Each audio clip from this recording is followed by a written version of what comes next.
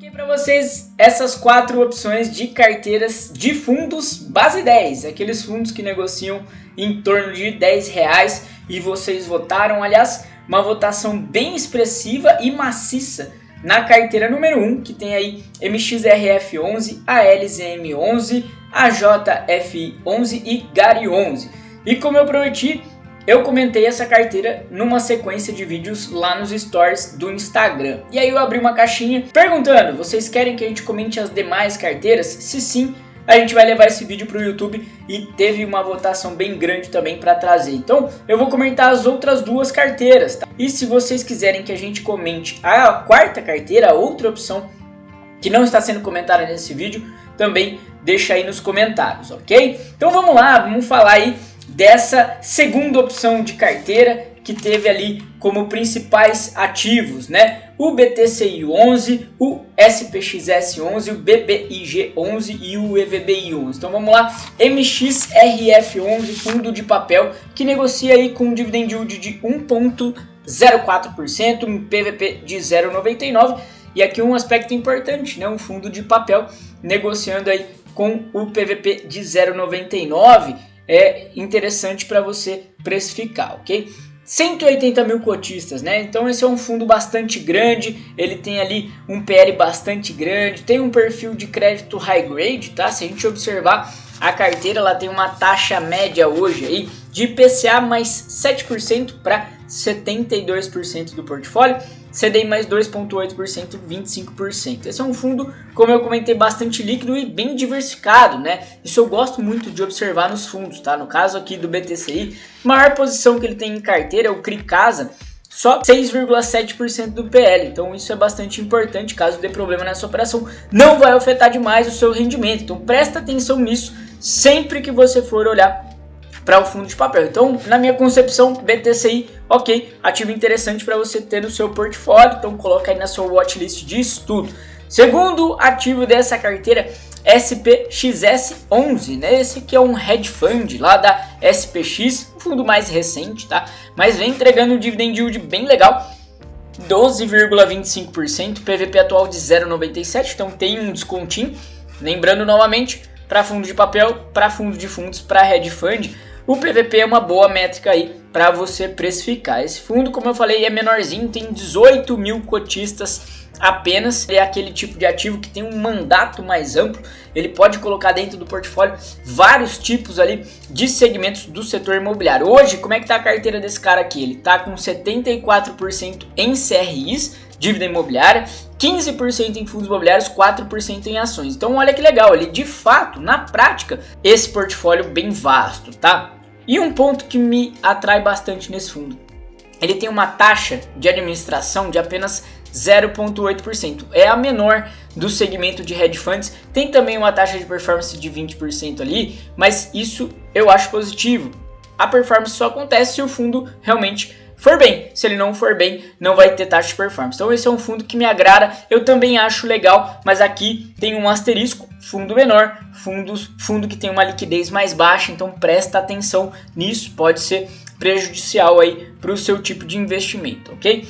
Terceiro fundo dessa carteira, o BBIG11, né? O BBIG11, um fundo bem recente de shopping centers, tão recente que o dividend yield dele, né, nem completou 12 meses de entrega de rendimentos, tá ali meio distorcido, 3,44%, negociando num PVP de 0,96. Esse é um fundo de shoppings que tem ali uma parceria entre o Banco do Brasil e o Iguatemi. Tem tudo para ser um fundo bastante relevante na indústria, não à toa.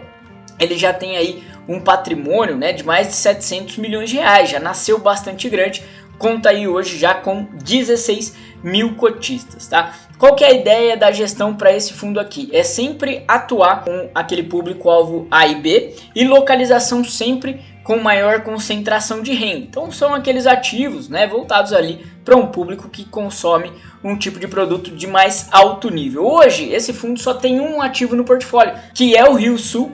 No Rio de Janeiro, esse ativo estava sendo disputado por XP Malls, por CPSH e acabou ficando aí com o BBIG11. Ponto de atenção, tá? Ele só tem esse ativo no portfólio e ele tem ainda 160 milhões de reais em caixa, tá? Que estão, na verdade alocados em CRI. Então a gente vai ver como é que eles vão lidar com esse caixa, se eles vão pagar as parcelas seguintes dessa aquisição, se esse caixa de repente vai ser utilizado para novas aquisições. Então o BBIG, na minha percepção, não é um fundo para você colocar hoje no portfólio, né? Pode ser que logo ele seja, né, um baita fundo, que entregue um baita resultado, mas como é praticamente um IPO, eu prefiro esperar, ok? Quarto fundo dessa carteira é o EVBI11, né? Dividend yield desse fundo de 9,05%, PVP 1,01, fundo que só tem 1.100 cotistas, então presta bastante atenção, liquidez bastante baixa. Esse fundo tem um perfil renda urbana, né? Tem aqueles ativos de rua e recentemente ele teve uma mudança de gestão e esse ponto aqui eu quero deixar de bastante atenção para você. Era um fundo que pertencia à VBI, inclusive no ticker, né, EVBI, mas passou para HBC Gestora. Então uma gestora nova, isso é bastante importante de você ter em mente. Hoje o portfólio é de 5 ativos, 3 imóveis locados para o grupo Pão de Açúcar, um para Sodimac e um no Barra Medical Center lá no Rio de Janeiro. Tem um PL, né, um patrimônio de 320 milhões de reais. Outro ponto importante, ele está fazendo a aquisição de alguns ativos que foram adquiridos lá com o TRXF11, são 5 imóveis locados para o Açaí, um imóvel para o grupo Pão de Açúcar. Tá? Essa aquisição de 411 milhões de reais, sendo 141 milhões de reais à vista, e o fundo está fazendo uma emissão de cotas para buscar captação e pagar esses recursos. Dificilmente, na minha percepção, vai conseguir captar tudo isso e aí eles vão ter que fazer algum tipo de alavancagem para pagar esses ativos adquiridos. Então, na minha ideia, na minha percepção, o EVBI um fundo que está passando por mudança de gestão, que está trazendo uma reformulação grande de portfólio, que a gente não sabe como vai ser essa captação nova, também fica ali meio que fora da minha watchlist, tá? Não tá nos meus principais fundos. Agora, a gente vai passar pela terceira opção de portfólio que eu trouxe aqui, que é CPTS 11, CCME 11, Vino 11, GGRC 11. CPTS é um baita fundo, né? Um fundo que tem um histórico muito grande. É um fundo enorme da nossa indústria, né? Tem 2,8 bilhões de reais de patrimônio, fundo de papel, porém, aqui a gente tem que prestar bastante atenção, né? Hoje ele tem 29% da carteira em outros fundos imobiliários. Eu brinco, né, que o CPTS ele é um mini FOF, na verdade, né? Ele tem boa parte do portfólio em CRI, né, quase 70%, mas tem 29% da carteira em cotas de fundos imobiliários. Aliás, essa parte de FIIs tem sangrado bastante, tem dificultado bastante as operações do CPTS, né? Outro ponto de atenção, que os CRIs da carteira, a dívida que ele tem uma taxa média de IPCA mais 6,7%, então uma taxa muito baixa, praticamente uma taxa que rende aí o tesouro direto, né, um tesouro IPCA+, tá? Então isso vem dificultando bastante o resultado desse fundo, mas é um baita fundo, tem um dividend yield nos preços atuais, né, de 10,5%, PVP de 0,93%. Então, para mim, o CPTS é um fundo ok para você ter em carteira, mas tem que entender que o momento não é dos melhores. Na sequência, o CCME 11, né, fundo ali de multi-estratégia também da Canuma Capital, um fundo também recente, né, não é um IPO, mas é um fundo recente.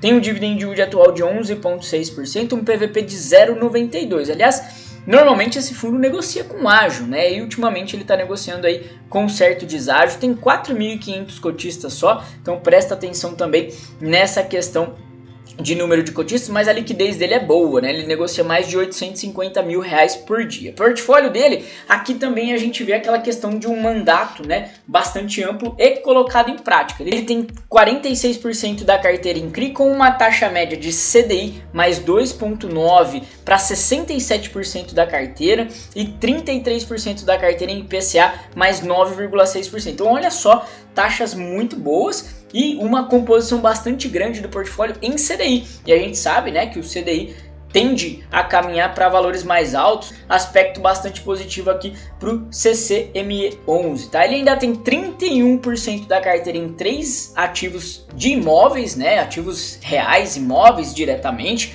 18% em fundos imobiliários, 4% em ações. Eu gosto muito desse mandato, né, mais multi-estratégia, e aí CCME, na minha visão, fundo legal para estar na sua watchlist também para os seus estudos, ok?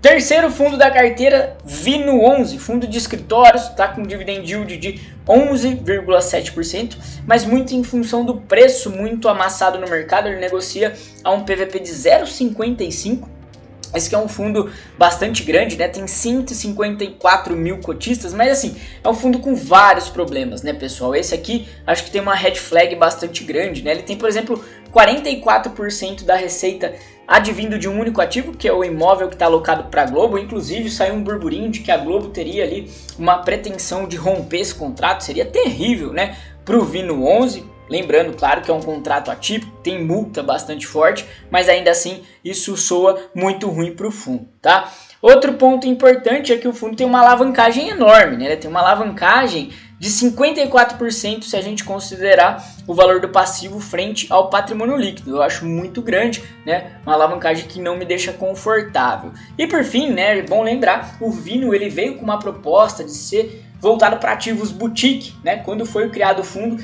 e aí meio que ele se desvirtuou. Então, para mim, red flag total aqui no Vino 11. E para fechar os nossos estudos aqui, GGRC11, esse fundo que é bastante longínquo na indústria e agora virou um fundo base 10, né? Então, veio constar aqui da nossa opção de carteira base 10, dividend yield dele de 10,1%, PVP 0,96, fundo grande também, líquido, 122 mil cotistas, tá? Ele tem pago aí 9 centavos, tem sido bastante regular, mas ele teve uma venda de ativo, na verdade, venda de um imóvel que era de um FII que ele tem na carteira, e aí ele já anunciou um novo guidance até o final do ano de 10 centavos por cota. Então, ponto bastante positivo aí se você tem GGRC, está pensando em ter GGRC na carteira. Outro dado legal, ele reduziu muito a alavancagem, né? Essa alavancagem do GGRC já foi bastante grande, o endividamento, e hoje está em torno de 10% da carteira. Se a gente olha para o portfólio, ele tem mais ou menos metade da carteira em ativos logísticos, metade da carteira em ativos industriais. Esses ativos industriais, eles chamam bastante atenção porque eles não estão em localizações mais demandadas, mais óbvias, e nem são ativos de muita qualidade. Então, quando vencerem esses contratos, pode ser que o GGRC tenha problemas, mas são contratos mais longos, contratos atípicos também. Vejo que tem um esforço bastante grande da gestão de se comunicar melhor e de melhorar esse portfólio. Cada vez mais o GGRC tem focado em ativos de logística e ativos de boa qualidade. Então eu dou um voto de confiança para o GGRC e para mim esse fundo, né, tem superado aqueles problemas todos que ele teve no passado. Para mim também vale estar na watchlist. E aí, o que vocês acharam desse estudo que a gente fez, dessa análise dessas duas carteiras fundos base 10? Faz sentido para vocês? E claro, deixa aqui nos comentários, você gostaria que a gente comentasse a quarta carteira que tem aí PORD 11, VGHF 11, VGRI e CPSH 11? Muito obrigado, se você curtiu esse vídeo deixa o like e claro, se você caiu aqui de paraquedas, considere se inscrever para receber todo tipo de conteúdo aqui do Vai Pelos Fundos. Valeu demais!